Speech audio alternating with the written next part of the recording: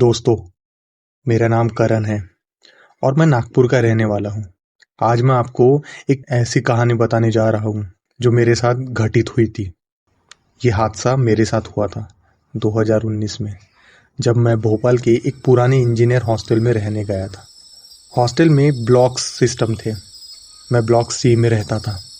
आज भी उस रात को मैं याद करता हूँ तो मेरी रूह कांप जाती है।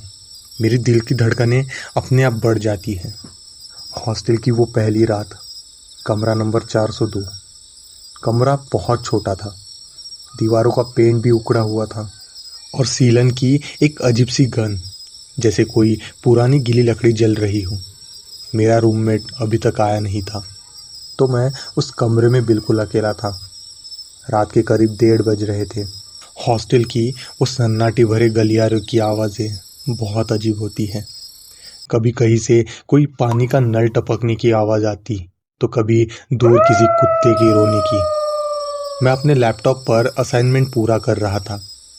तभी मुझे महसूस हुआ कि मेरे कमरे का तापमान अचानक गिर गया है। इतनी ठंड कि मेरी सांसें भी धुएं की तरह दिखने लगी थी।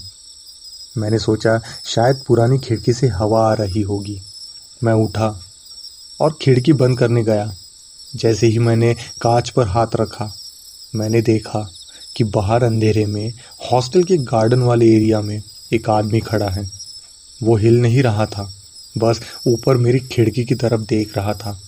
उसकी आंखें नहीं थी, मानो उसकी आंखें जैसे गड्ढे में धसी हुई हो। मैंने डर के मारे पर्दा गिरा दिया और बेड पर आकर लेट गया। खुद को तसल्ली दी कि शायद कोई सिक्योरिटी गार्ड होगा। लेकिन तभी मेरे बेड के ठीक नीचे से आवाज़ आई, जैसे कोई बहुत धीरे से लकड़ी पर अपने नाखून घिस रहा हो। मेरा दिल गले तक आ गया था। मैंने हिम्मत जुटाई और धीरे से बेड के नीचे झांका। वहाँ कुछ नहीं था सिवाय धूल और मेरी चप्पलों के। मैंने राहत की सांस ली, लेकिन जैसे ही मैं वापस ऊपर लेटा, वही आवाज़ अब बेड के नीचे से नहीं, बल्कि मेरे बिस्तर के गद्दे के अंदर से आने लगी थी। ऐसा लग रहा था जैसे गद्दे के अंदर कोई चीज़ रेंग रही हो। मुझे अपनी पीठ पर वो हलचल महसूस हो रही थी। मैं बेड से उछलकर दूर खड़ा हो गया। लाइट जलाई तो सब नॉर्मल था, लेकिन गौर से देखने पर मुझे दिखा कि गद्दे के बिल्कुल बीचों बीच एक गीला धब्बा उभर रहा है। वो पानी नहीं था, वो काला चिपचिपा सा तरल पदार्थ था, जिससे सड़े हुए मांस की बदबू आ रही थी। तभी हॉस्टल के एक पुराने इंटरकॉम फ़ोन की घंटी बजी। रात के 3 बजे। मैंने कांपते हाथों से रिसीवर उठाया। दूसरी तरफ से सिर्फ भारी सांसें आ रही थी और फिर एक फटी हुई आवाज़ आई। करण, गद्दे के अंदर जगह कम है, क्या मैं तुम्हारे साथ ऊपर सो सकता हूँ? मैं डर गया। मैंने तुरंत फ़ोन फेंक दिया, दरवाजे की तरफ भागा, पर दरवाज़ा जैसे किसी ने बाहर से बंद कर दिया हो। वो हिल भी नहीं रहा था। मैंने खिड़की की तरफ देखा। वो आदमी जो नीचे खड़ा था, वो अब गार्डन में नहीं था। वो मेरी खिड़की के बाहर चौथी मंजिल की दीवार पर छिपकली की तरह चिपका हुआ था। उसका चेहरा शीशे से बिल्कुल सटा हुआ था। उसकी खाल सफ़ेद पड़ चुकी थी, जैसे हफ्तों से पानी में डूबी हो।